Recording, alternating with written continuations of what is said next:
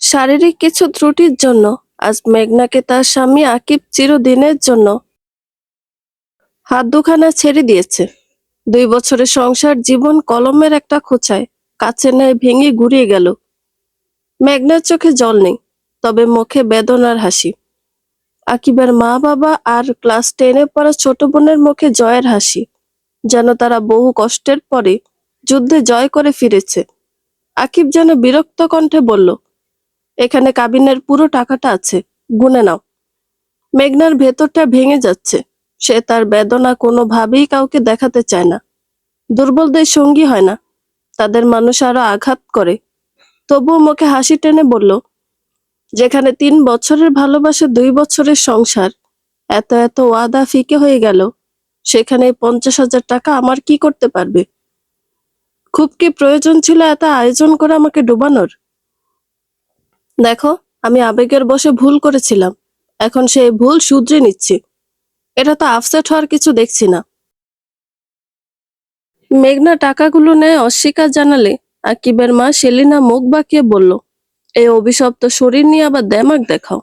দেখলি বাবা, এ অভিশপ্ত দেমাগই মেয়ের হাত থেকে বেঁচে গেছিস। বাপের তো মেয়ের পেছনে 2 পয়সা ঢালার মুরদ নেই, আবার টাকা নেবে না বলে দেমাক দেখাও। এখানে দাঁড়িয়ে সময় নষ্ট করছিস কেন বাবা? এতদিনে অভিশাপ মুক্ত হয়েছিস। টাকাগুলো নিজের হাতে নিয়ে বলল, টাকা রোজগার করতে কষ্ট আছে। টাকা দেখেছে কখনো চোখে? ও কি বুঝবে টাকার মূল্য? বলে সেলিনা টাকাটা নিজের হাত ব্যাগে ঢুকিয়ে রাখলো। মেঘনার সঙ্গে তার বাবা কাশেম আলী কোর্টে এসেছে। সেলিনার কথাটা তার বড্ড গায়ে লাগলো। তবু কি বা বলবেন তিনি? গরিবের কি আর টাকা পয়সা নিয়ে কিছু বলার থাকে? তবুও তিনি বললেন, মেয়ের শ্বশুর বাড়িতে হয়তো ভোরে ভোরে পয়সা দিতে পারিনি, তবে মেয়েকে রাখার মতো একটুখানি জায়গায় গরিব বাবার কাছে হয়ে যাবে। সেলিনা আবারও তাচ্ছিল্য নিয়ে বলল, বাপ মেয়ের তেজ কমে না। আকিবের বাবা আকরাম আলী বলল, আকিবের মা চলো এখান থেকে। এখানে থেকে আর সময় নষ্ট করার কোনো মানেই হয় না। অতঃপর তারা বাবা মেয়েকে এমন ভাবে তাচ্ছিল্য করে চলে গেল, যেন এরা কোনো মানুষ নয়, জঙ্গলের কোনো পশু, যাদের কোনো দাম নেই, মূল্য নেই। মেঘনা নির্নিমেষ তাকিয়ে দেখলো তার প্রণয় পরিণয় পুরুষকে। যতক্ষণ দেখা যায়, আজ থেকে একটা কঠিন যুদ্ধে নামতে হবে, এই ধোঁকাবাজ পুরুষকে ভোলার কঠিন যুদ্ধ। কাশেম আলী মেয়ের মুখের দিকে তাকিয়ে দীর্ঘ নিঃশ্বাস ছাড়ল। একটা অটোরিকশা ডেকে রওনা হলো গ্রামের উদ্দেশ্যে। ছোট একটা টিনের ঘর, নিচে মাটির মেঝে, ভিতরে 3টা রুমে 3খানা চৌকি, আর একটা রান্নাঘর আর খাওয়ার ঘর একসঙ্গে। একদম মাথায় 2খানা মাটির চুলা, আর তার অপর দিকে একখানা ভাঙাচোরা চৌকি পাতানো, যেখানে বসে সবাই খাওয়া দাওয়া করে। বৃষ্টির দিনে এই ঘরের মধ্যেই রান্না করতে হয়। যখন বৃষ্টি থাকে না, তখন বাইরের ছোট একটা উঠানে একপাশে মাটির চুলা তৈরি করে সেখানে রান্না বান্না করা হয়। শীতের আভাস পড়ায় মেঘনার মা বাইরে ইতিমধ্যে চুলা বানিয়ে ফেলেছে। সেখানে রান্না চাপিয়েছে, মুখখানা অন্ধকার করে। মেঘনারা 3 ভাই বোন। মেঘনার ছোট বোন মুনিয়া ক্লাস 9-এর ছাত্রী, গ্রামেরই একটা স্কুলে পড়ে। ছোট ভাই মাসুম এবার ক্লাস 5-এ। মেঘনার মেট্রিক পাশ করে বিয়ে হয়ে যায়। এরপর আর পড়াশোনার সুযোগ পায়নি সে কোনোভাবেই। মেঘনা ঘরে ঢুকে বোরকাটা খুলতে পারল না, তার আগেই তার মা স্বামীর উদ্দেশ্যে শুধালো, কি ব্যাপার, ওরে নিয়ে এলে যে? বলি, ওদের বুঝিয়ে সুঝিয়ে মেয়েরে কিছু একটা বিহিত করতে পারলে না? চুপ করো মেঘনার মা, মেয়েটাকে একটু স্বস্তি দাও। কি এর স্বস্তি? ও নিজেই তো খুঁজা লইছে ওই ঘর। ওর জন্য নাকি ওই পোলা একেবারে পাগল। কই গেলে হে পাগলামি? শেষ পর্যন্ত 2-4 দিন রং তামাশা কইরা সাইরা দিল তো। এমন অভিশাপ লইয়া এই মাইয়ার ঘর হইব না, আমি তো আগেই কইছি। মেঘনার মা, এখন চাচাও কেন আমার ওপর? কাবিনের টাহা সব বুঝাই দিছিনি? দিয়েছিল আম্মা, আমি আনিনি। কেন আনিস নাই? কাবিন করার সময় তো দয়ার সাগর, ওই কয়টা টাহা কাবিন লইয়া দয়া দেখাইলি, এখন এইটাও আনো নাই? বাপের ঘাড়ে উইডা খাইতে থাকবি এখন। কই মেঘনার বাপ, আমরাও বুদ্ধি কইরা টাহা কয়টা আনতে পারলেন না? অন্তত কয়দিন তো ভালো থাকা যাইতো। এখন ঘরে একটা খুঁড়ি হইয়া আইছে, আর একটাও বিয়ার লায়ক। এখন এই খুঁড়িটা লইয়া আর ডারে বিয়া কেমনে দেবেন? জন্মের পর হইতে জ্বালায় মারল। মেঘনার মা, তুমি ওর জন্মদাত্রী মা, ওকে তুমি জন্ম দিয়েছ। আল্লাহ আমারে কোন পাপের শাস্তি দিছে আল্লাহই ভালো জানে। মেঘনার ভীষণ তৃষ্ণা পেয়েছিল বহু আগে। মায়ের কথাগুলো শুনে এখন আর পানি খাওয়ার ইচ্ছে হলো না। ইচ্ছে হচ্ছে তৃষ্ণায় মরে যেতে। মাথা নিচু করে আস্তে আস্তে মেঘনা বিছানায় একটুখানি গায়ে এলিয়ে দেওয়ার উদ্দেশ্যে পা বাড়ালো। কাশেমালের ভেতর থেকে একটা দীর্ঘশ্বাস বেরিয়ে এলো। ছোট্ট একটা মেয়ে, সবেমাত্র তার একটুখানি বোঝার ক্ষমতা হয়েছে। তাকে কেউ কটু কথা বললে সে বুঝতে পারে এটা কটু কথা, তার মন খারাপ হয়। হাঁটতে শেখার পর থেকে তার পরিবার দেখতে পায় মেয়েটা সোজা হয়ে হাঁটতে পারে না। সবার ভাবনা হয়তো ছোট মানুষ সোজা হয়ে হাঁটতে পারে না। আস্তে আস্তে বড় হতে লাগলো, তখন স্পষ্ট বোঝা গেল এটা তার শারীরিক সমস্যা। তার একটা পা একটুখানি খাটো। তা নিয়ে তার মায়ের আফসোসের শেষ নেই। মেয়ে মানুষের খুঁত থাকলে বাপ মায়ের অশান্তির তো শেষ নেই। কেমন করে বিয়ে দেবে এই মেয়ে? আস্তে আস্তে মেয়েটা বড় হতে লাগলো। আর ভালোবাসাটা যেন আস্তে আস্তে আফসোসে পরিণত হতে লাগলো মেয়ের মায়ের। পাড়া প্রতিবেশীর আফসোসের কথা, কটু কথায় মা মেয়ে সবাই অতিষ্ঠ। তবুও সবকিছু মেনে এগিয়ে চলছিল তাদের জীবনযাপন। মেয়েটার বাবা তার শক্তি। সে বোঝালো, তোমার জন্য পড়াশোনা সবচাইতে বড় অস্ত্র। এটাকে কখনো ছেড়ো না। মন দিয়ে পড়াশোনা করতে লাগলো মেয়েটি। তার আরো ভাই বোন হলো, আর তার ভালোবাসা যেন একেবারে ফিকে হয়ে যাচ্ছে দিন দিন তার মায়ের কাছে। দিন কেটে মাস কেটে যাচ্ছে, বছর কেটে যাচ্ছে, মেয়েটার শারীরিক উচ্চতা আর বাড়ছে না। তাকে সোজা বাংলায় খাটো বলা হয়। তা নিয়েও তা কত কথা শুনতে হয় মেয়েটাকে। মেয়েটা লুকিয়ে কাঁদে আল্লাহর দরবারে, হাত পেতে কাঁদে। শারীরিক সমস্যা, তার উপরে আবার খাটো। এত কিছুর মধ্যেও তার মুখটা ভীষণ মায়াবী, সুন্দর। আবেগের বয়সে মায়াবী মুখখানা দেখে ভীষণ আবেগী হয়ে ভালোবাসা আদান প্রদান হলো আকিব নামের ছেলেটির সঙ্গে। মেঘনা ছিল মাঝ নদীতে কুলহারা এক অসহায় মানবী। আকিবের প্রেমের ডাকে সে খুব সহজেই ধরা দিল না। এত করে বোঝালো তার দুর্বলতা, কত করে বোঝালো ভালোবেসে ছেড়ে দিলে সেই কষ্ট সইতে পারবে না সে। তবুও আকিবের সে আবেগী ভালোবাসার কাছে হার মেনে গেল শেষ পর্যন্ত মেঘনা। কত রঙিন স্বপ্ন দেখালো প্রেমিক পুরুষ, কত বোঝালো তোমার সমস্যাগুলো আল্লাহর দান। প্রেম হলো, পরিণয় হলো। মেঘনার মাও যেন নিশ্চিত হয়েছিলেন মেয়েকে বিয়ে দিয়ে। মেনে নিল না আকিবের পরিবার, তবু একটা ভরসার জায়গা ছিল আকিব নামের সেই পুরুষটি, যে ছিল আকুল দরিয়ার মাঝি, যে তাকে ঠিক কুলে নিয়ে যাবে। হাজারটা কটু কথার মাঝেও তাদের দুনিয়াটা ছিল রঙিন।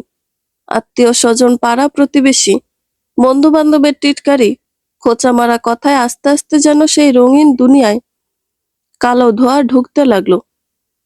কিরে, সুন্দরী বউ দেখে একেবারে খোড়া মেয়ে ঘরে তুলেছিস? মেয়ে তো সুন্দরী, কিন্তু খোড়া।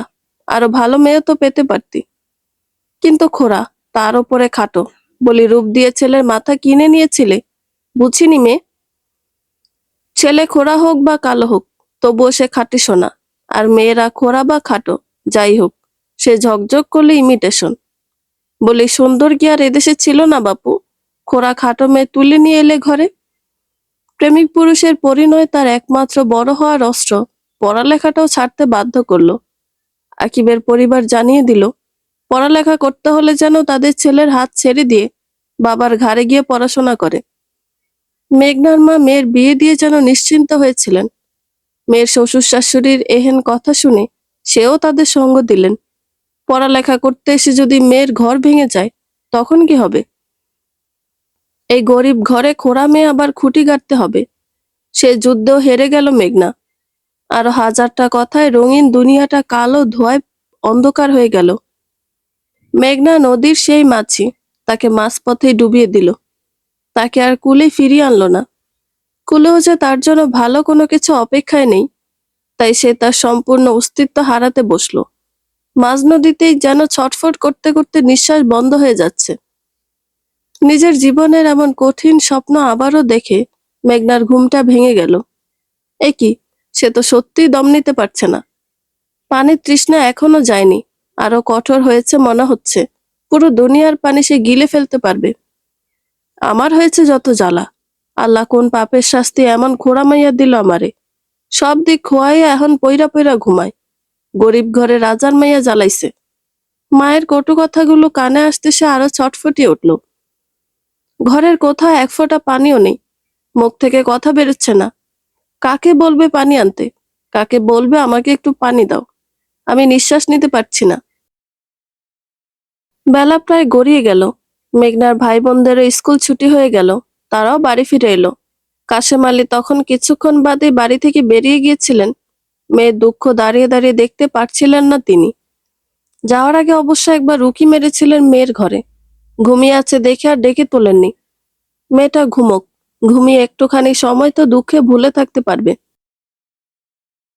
এছাড়া আর কি উপায়? মায়ের কাছেও তো দুঃখের কথা বলার সাধ্য তার নেই। মেয়েটার মা যে মাথায় হাত বুলিয়ে দেবে না, উল্টো আরো দুঃখ বাড়িয়ে দেবে।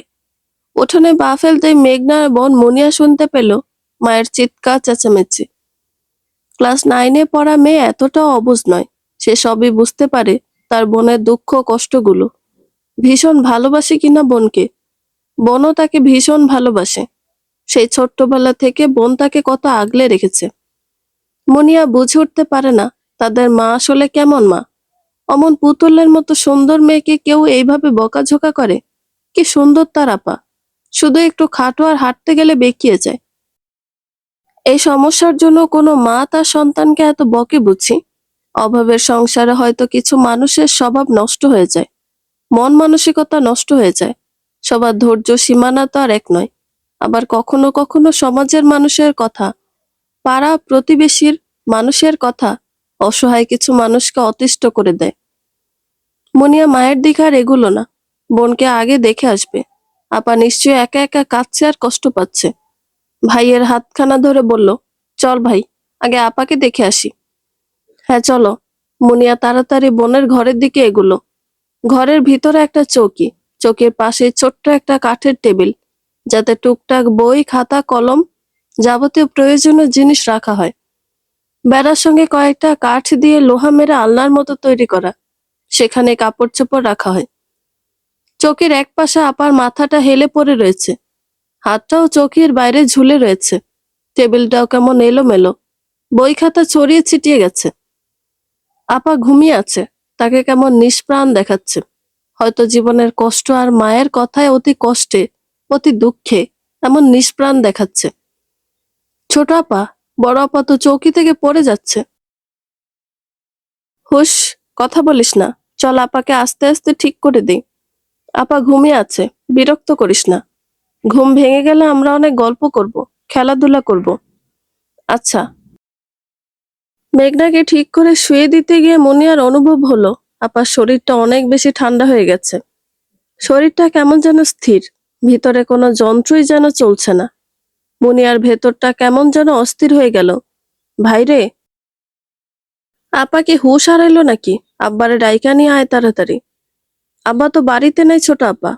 তাহলে আম্মারই ডাক। আমার রাগ করবে। তবুও ডাইকা নিয়ে আয় ভাই, তাড়াতাড়ি যা। মেঘনার মা ছেলে জোরাজুরিতে রাগে গজগজ করতে করতে মেয়ের ঘরে এলেন। কি রাজার মেয়ের ঘুম এখনো ভাঙে নাই? ঘুম নিয়েও শুরু তালবাহানা। বলি ঘরে কি আমার কোনো কাজ কাম নাই? এর পিছনেই পড়ে থাকতে হইব? এর বাপ কই গেল? মাইয়া খুড়ি বানাইছে, এখন দেহে নাকে? আম্মা, চুপ করেন। আপারে দেহেন, আপা কেমন যেন ঠান্ডা হইয়া গেছে আম্মা। মেঘনার মা কপালে কয়েকটা ভাঁজ ফেলে মেয়েকে এক হাত দিয়ে শরীরে নাড়া দিয়ে ডাকতে লাগলেন। এই সেমরি, ভং দইরা আসো কেন?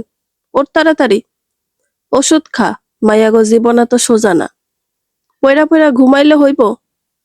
এইটুতে এত কষ্ট বাকি জীবন কেমনে কাটাবি সেমরি? ওর তাড়াতাড়ি। একবার দুইবার, বারবার ডাকতে ডাকতে প্রায় 5টা মিনিট পেরিয়ে গেল। মেঘনার কোনো সারা শব্দ আর পাওয়া গেল না। মেয়ের শরীর অনেক ঠান্ডা দেখে আরো ঘাবড়ে গেলেন মেঘনার মা। খুব মনোযোগ দিয়ে দেখলেন মেয়ে নিঃশ্বাস নিচ্ছে না। সেখানে মেঝেতেই ধপ করে বসে পড়ল মেঘনার মা। কি হলো আম্মা? আপা ওঠে না কেন? এত ডাকলেন তবু উঠতেছে না। আপার ঘুম তো আর এত কড়া না আম্মা। কথা বের হচ্ছে না মেঘনার মায়ের গলা থেকে, তবুও বহু কষ্টে বললেন, তোর বোন আমারে মুক্তি দিয়া দিছে রে মা। অলাইগা এক মুঠ চাল বেশি দেওয়ান লাগবো না রে। ওই আমারে ঝামেলা মুক্ত কইরা দিয়া গেছে বলে শব্দ করে কেঁদে উঠল মেঘনার মা। কাশেম আলীও তখনই ঘরের দোরগোড়ায় পা রাখলেন।